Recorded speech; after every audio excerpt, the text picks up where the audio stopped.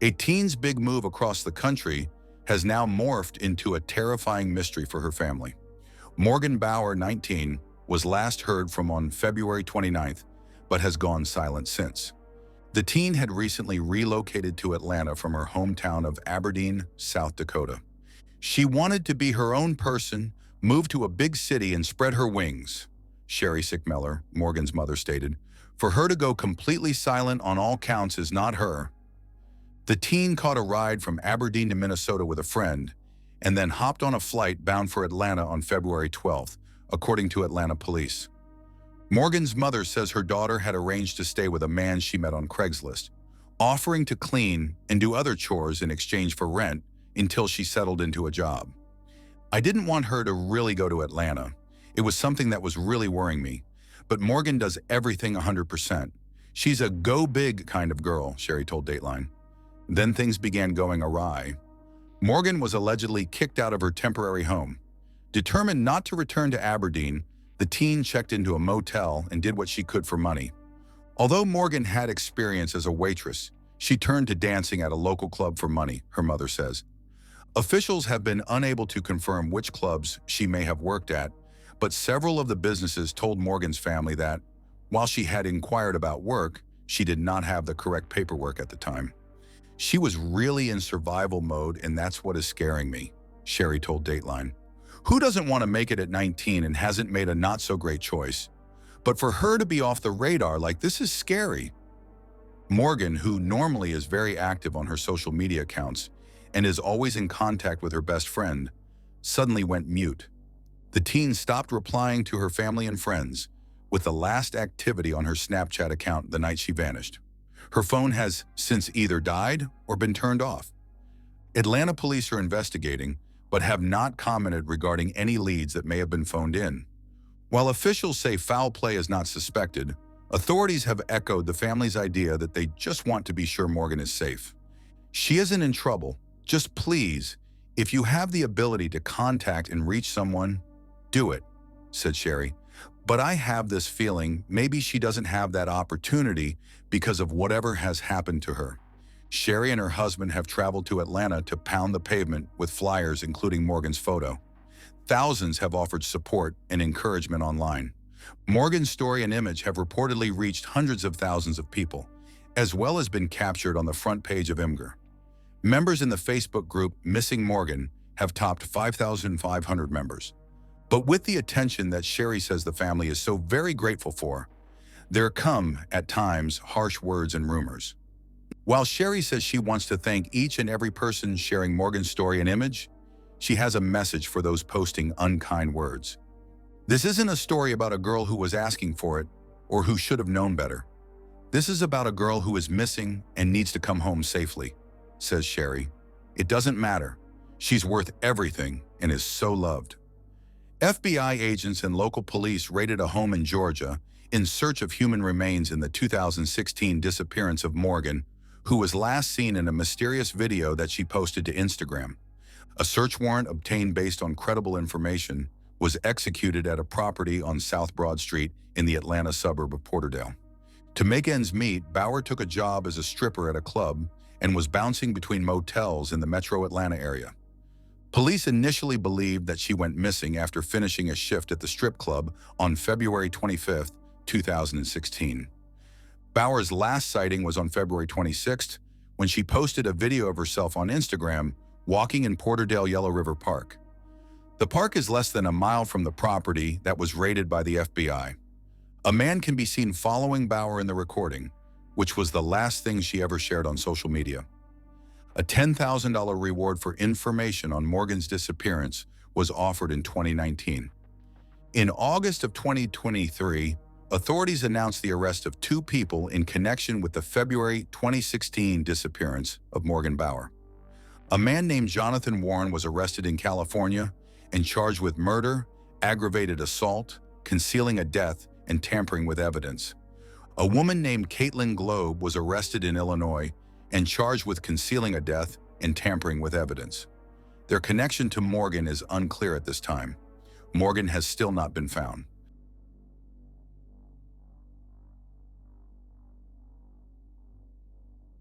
Pink roses, reminiscent of the ones Georgie Cannaday would pick alongside the dirt road near her rural J home, were laid on her headstone on Friday, August 18, 2023, as the family and law enforcement officers gathered in honor of a woman whose homicide was finally solved. The decomposing remains of Georgie Cannaday, 48, were found wrapped up in a rug in an upstairs bedroom of her rural J home on June 28, 1973. A recently found autopsy report showed she died by strangulation. The Delaware County Cold Case Unit closed Cannaday's case last week after interviewing new witnesses as well as re-interviewing old witnesses. Investigators were able to positively identify two men they now say are Cannaday's killers. Both suspects are deceased. We have some unanswered questions like, what was the motive for her death? Robbery certainly wasn't, said Mark Wall, Delaware County Cold Case detective. Cannaday's purse was found near her body containing money and personal papers. One of the suspects, who was a juvenile at the time, led a life of crime using strangulation as his MO. Wall said, the family gathered at the Xena Cemetery, a country graveyard in rural northeastern Oklahoma, where Cannaday was buried 50 years ago, near her father, George Cannaday. They told stories and talked about the woman they remember as their sweet aunt.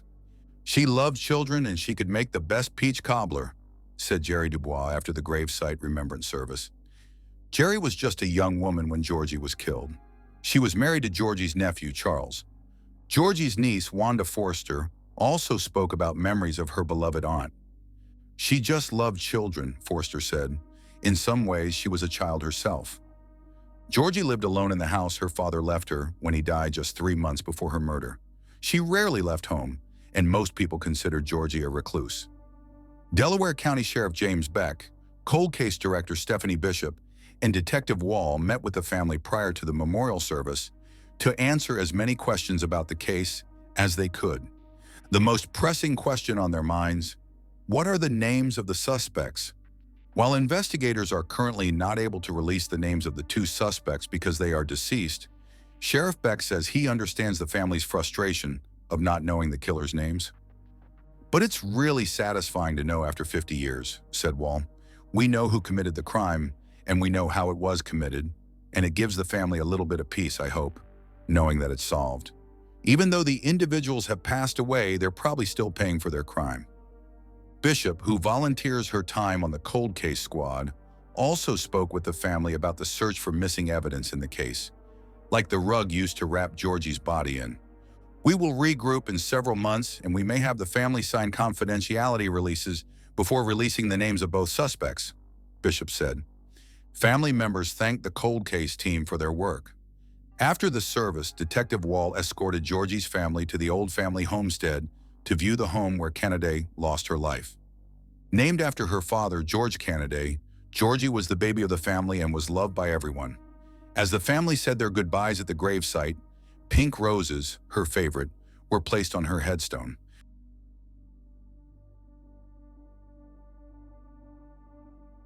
Alicia Navarro disappeared from their home in Glendale, Arizona on September 15, 2019. At the time, as the coronavirus spreads at a rapid pace across the world, Alicia's mom, Jessica Nunez, said she is even more terrified for her daughter's safety. We just need to find her, and I need to know that she is safe, Jessica said tearfully. My girl is out there alone without me, and now this virus. It's horrible. I just need her back home. Jessica said she is especially worried because her daughter is on the autism spectrum and is known to be shy or anxious in some social situations. She takes medicine and has a compromised immune system. Jessica is worried Alicia's anxiety will also overwhelm her with the current situation. In the very early hours of September 15, 2019, Jessica saw her daughter for the last time. It was around 1 a.m., and Jessica was waiting for her husband to get off work. Alicia came down for a glass of water and then returned to her room. She was really big into gaming, Jessica said. She would stay up later playing games online and talking to friends. I didn't think anything of it. It seemed safe to me.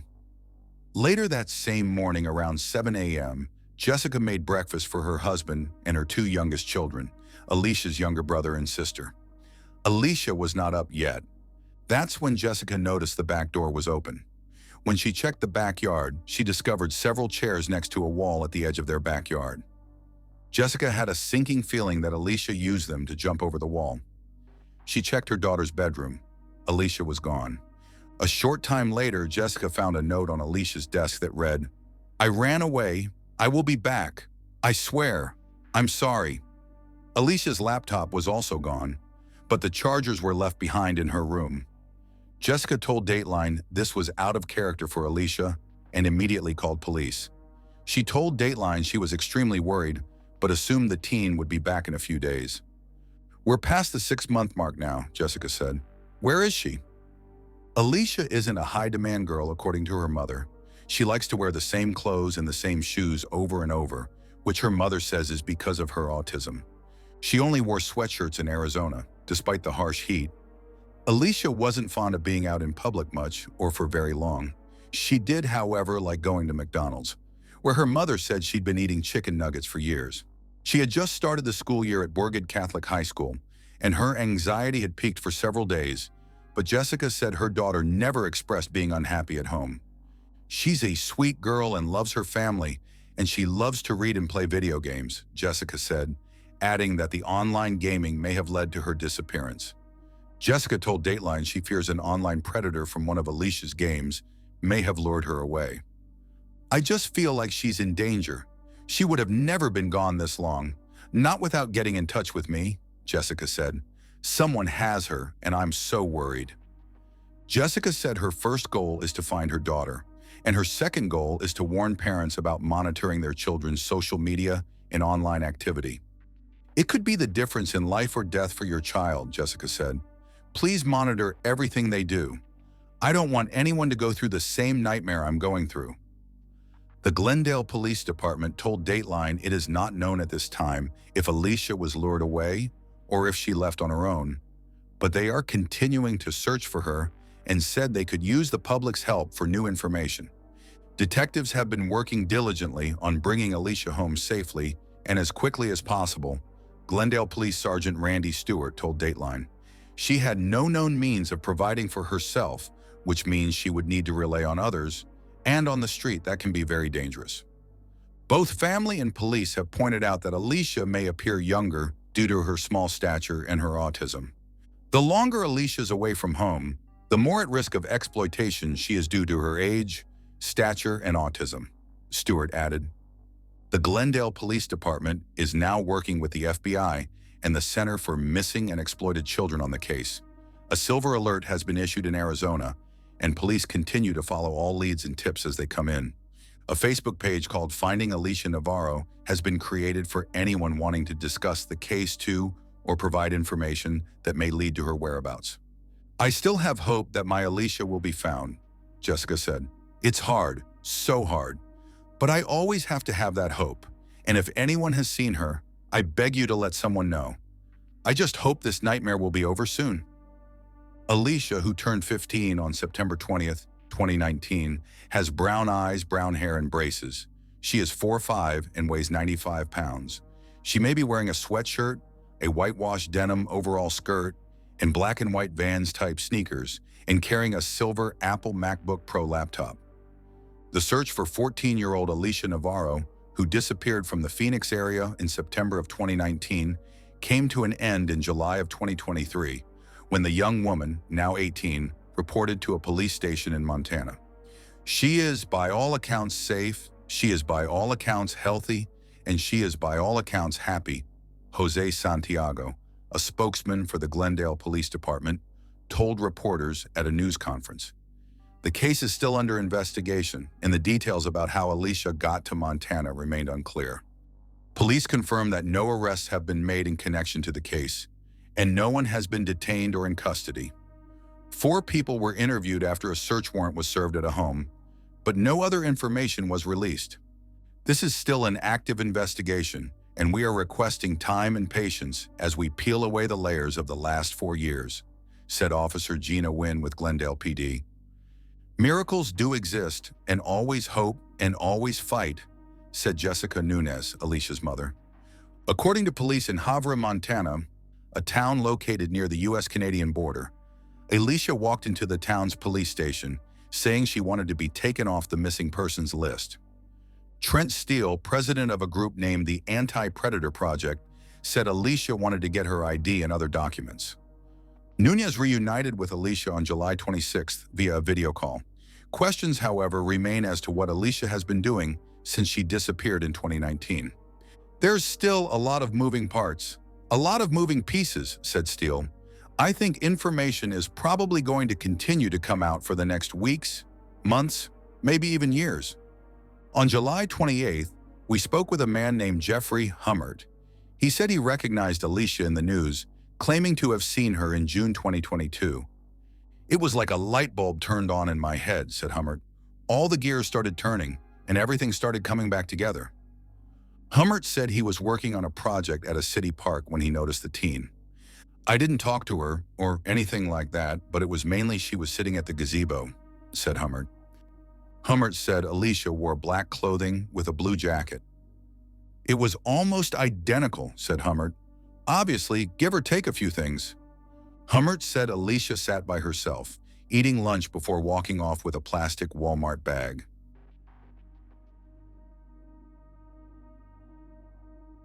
A young college student who was brutally killed on a Prescott hiking trail decades ago was the victim of a serial predator who took his own life years later, authorities said in August of last year. Yavapai County Sheriff David Rhodes announced at a news conference that DNA evidence indicates Brian Scott Bennett was the man responsible for 23-year-old Cathy Sposito's 1987 death. Early on the morning of June 13, 1987, 23-year-old Cathy Sposito set out on a hike along Thumb Butte Trail in Prescott, Arizona. During the trek, others heard her scream and rushed to her aid, only to find her bloodied and dead on the trail.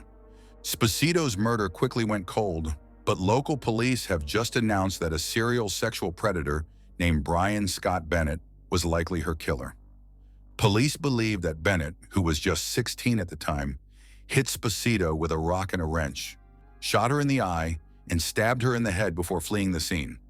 According to reports, Sposito was likely Bennett's first victim, but he went on to attack at least 3 other women.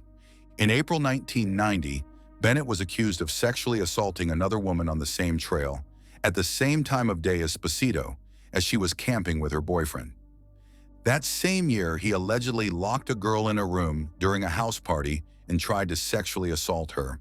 And in June 1993, Bennett allegedly kidnapped another woman from a post office in Prescott, sexually assaulted her, and threatened to kill her because she'd seen his face.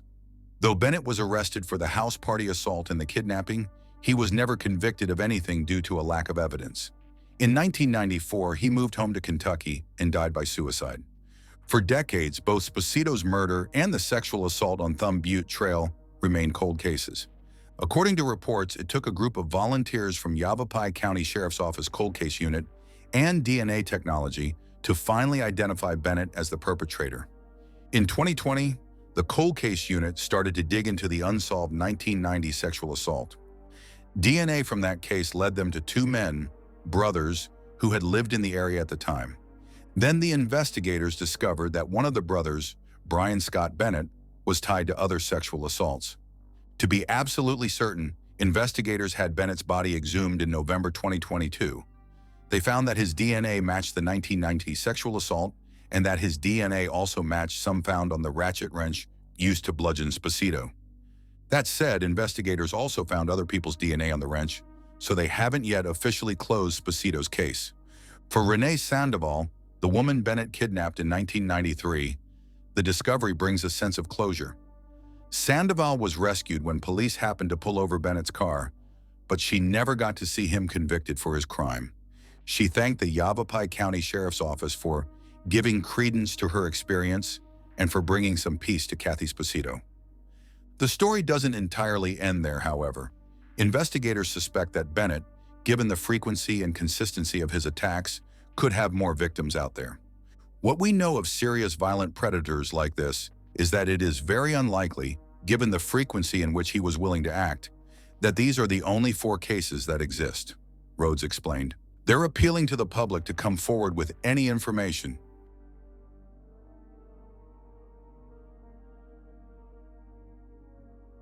This is the story of Donna Macho, a 19-year-old legal secretary as well as a part-time model.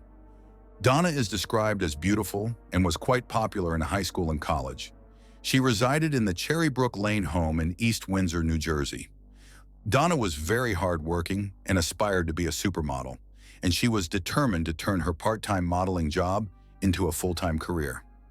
It seemed like any other Saturday night in 1984 to then 14-year-old Julie Macho. She arrived at her family's East Windsor home, saw her 19-year-old sister Donna's car parked outside, and went to the basement to hang out with her older sibling. They watched scary movies for hours until 2 a.m. when Julie went upstairs to bed on Cherrybrook Lane. It was the last time anyone from Donna Macho's family saw her alive. Their mother, Betty, and stepfather, Garland, were asleep upstairs. Berger said she never heard any commotion coming from the basement apartment. To this day, Berger doesn't know what happened that night, only that a decades-long nightmare began the following morning on February 26, 1984, when they realized Macho was gone and something was wrong. The unknown is so destructive, Berger said, reflecting on a crime that not only took her sister, but contributed to the deaths of her mother, stepfather, and older sister Tony. It destroyed my family, the searching, the looking, the wondering. I lost my family and I lost my future. Investigators soon found Macho's blood-stained car about a mile away, but 11 tortured years passed before her skeletal remains were discovered in April 1995, wrapped in a carpet in a wooded area near a cranberry farm, not far from where the car was recovered. We hired private investigators, trackers, psychics, Berger said of the family's effort to find the killer. We spent all the money we had. We still thought that somehow, maybe she was still alive. Maybe she was just hurt, or somebody was holding her. New Jersey authorities announced in May of last year they had finally identified her killer after nearly 40 years of mystery. Advanced DNA analysis of semen found in Donna Macho's basement was matched to Nathaniel Harvey, a convicted killer who had spent time on New Jersey's death row and died in prison 3 years ago. Berger got a call months ago informing her of the DNA match. Matthew Norton, an investigator with the Mercer County Prosecutor's Office, told her Harvey had been confirmed as her sister's killer.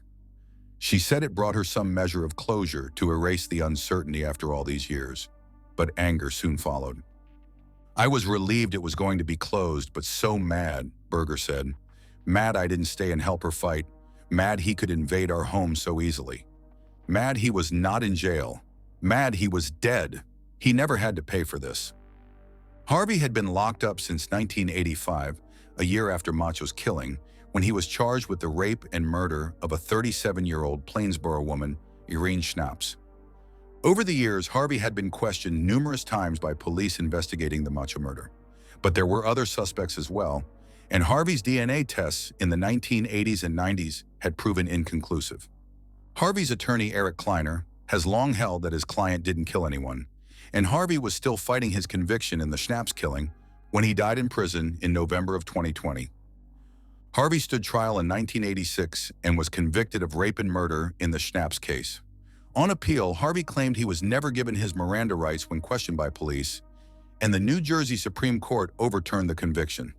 In 1994, Harvey stood trial again and was convicted, then sentenced to death.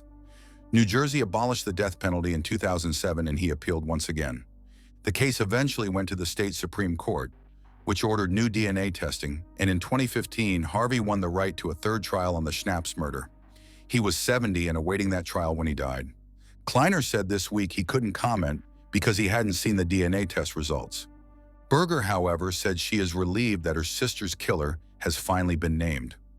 Harvey was living in East Windsor at the time that Macho disappeared. Authorities said he had worked at the farm where Macho's body was found. "When all is said and done, his DNA is there," she said, adding she knew Harvey had long been on a short list of suspects. "Then I can't see how it could be anyone else who did it. If the DNA is in our house, then he did it." Still, questions remain about that fateful night. Was he in the house the whole time? When did he get in? "I just don't know," she said. What haunts her most, she said, is her belief that she could have stopped the killer. Berger said her sister was supposed to work at a law firm the Sunday she disappeared, so it wasn't surprising when she wasn't around the house in the day. But when she didn't come home for dinner, Her mother grew worried and went downstairs to check the apartment. Berger said there were things were strewn about Donna's normally tidy apartment. Clear signs there had been a struggle. When her mother found a pile of blood-stained clothes, she called police. Berger said the trauma took an immediate toll on the family. Her stepfather died 6 months after Donna disappeared. She moved to Texas with her mother in 1987, but their storage unit was promptly burglarized, and all their possessions, including the family photos, mementos, and 16 boxes of files regarding the investigation, were stolen. Her mother died in 1990, and her older sister Toni died a few years later. They died before Donna's body was discovered. "There's something worse than death, and that's a missing child," Berger said. "When you have missing child, there's no moving on." Berger said she promised her mother on her deathbed that she would stay on the case, and in the later 1990s, she reached out to Harvey's attorney, hoping to talk to the man. "I said, let me talk to him, but he wouldn't let me do that," she said. In Texas, Berger said she gradually rebuilt her life, got married and raised 3 kids, while always hoping for a break in the case. Now 54 years old, she's a grandmother and an elected official who serves on council in the town of New Fairview, where she lives. Berger said she periodically would check in with law enforcement in New Jersey to see if there were any new developments in the case. She's also kept in touch with people in East Windsor through the Heightstown High Memorial page on Facebook to keep the investigation alive. "I'm glad the case is closed, and it was him," she said, "but I feel he got away with it." With the investigation over, Berger was finally able to obtain her sister's remains. She was now able to give her sister a proper burial in the family niche. Thanks for watching. If you like my content, please make sure to like, share, and subscribe to my channel.